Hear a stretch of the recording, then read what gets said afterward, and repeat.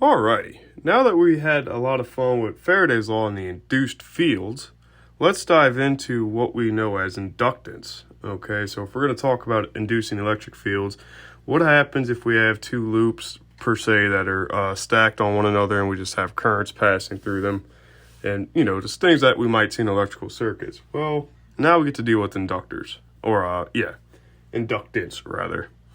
So the statement reads, a small loop of wire A is held a distance z above the center of the large loop, radius b, as shown in the diagram.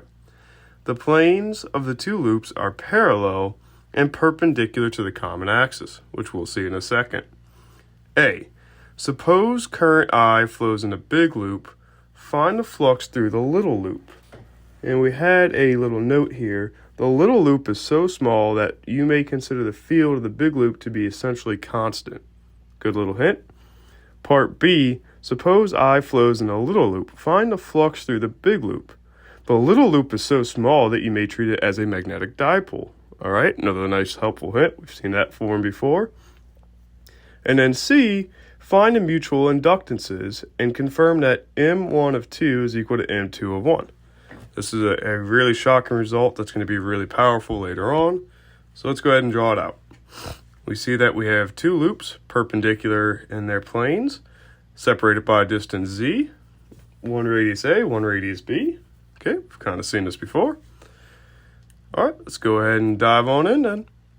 So if we want to talk about this, we want to find the flux because one field, if we're running current through one loop, it's going to produce a field that'll pass flux through the other loop, and then thus the inductance between them back and forth. All right, cool. So we know from an earlier example in Chapter 5, when we first started with magnetostatics, that the field of a circular loop is equal to mu naught I over 2 B1 or B squared over B squared plus Z squared to the 3/2. Again, this form should look familiar. We're going to call this B1 since it's the magnetic field from loop 1. The flux through the little loop, so since little loop is 2, we'll call flux 2. So it's the flux, phi 2 is equal to the flux of B1 through 2. Okay, so that's why we have flux 2 here and B1 on the inside of the integral.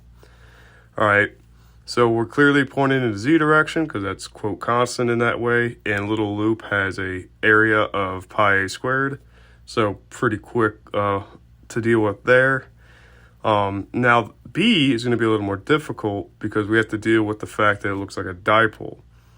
And we remember that B2, the field of a dipole, has the form of mu naught over 4 pi m, the magnetic moment, dipole moment.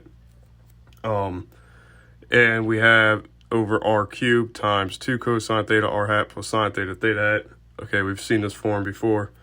Let's recall that the magnetic dipole moment is IA, where A was the vector area. We know what the vector area of the little loop is. That's just pi a squared. Pretty nice, pretty easy.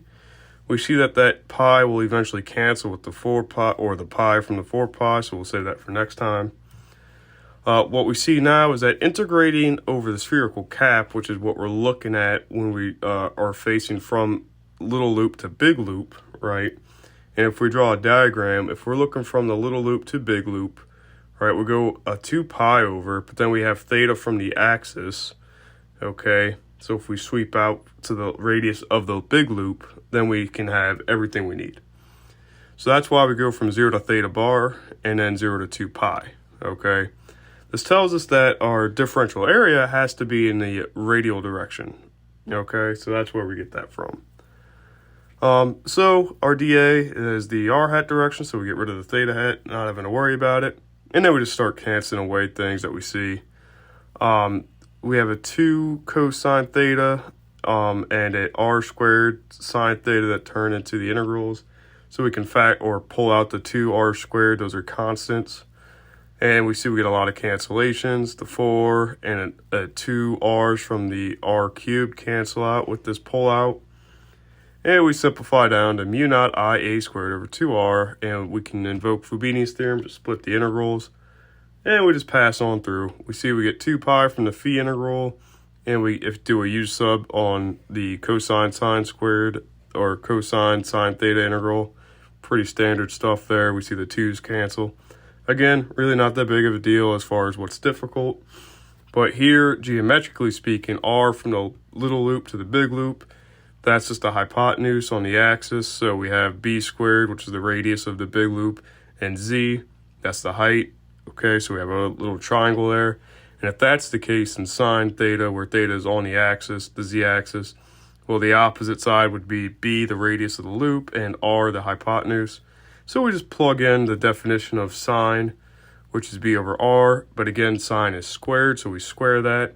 And as you see, we get r cubed in the denominator. So now we can plug in the square root. And what we see, interestingly, after we use the exponent rules, is that we get mu naught I pi a squared b squared divided by 2b squared plus z squared to the 3/2, which is the exact same as a. Okay, so what does this actually lead us to? Well, the mutual inductances are related to the flux and the current by phi equal mi, where m is the mutual inductance. As you might imagine, the name itself, mutual inductance, means that one does to the other as the other does to the one. So we're going back and forth. If we factor out the I, we see that the m, the factor that's being multiplied by the current, is the same for both. And that's exactly what we were trying to prove.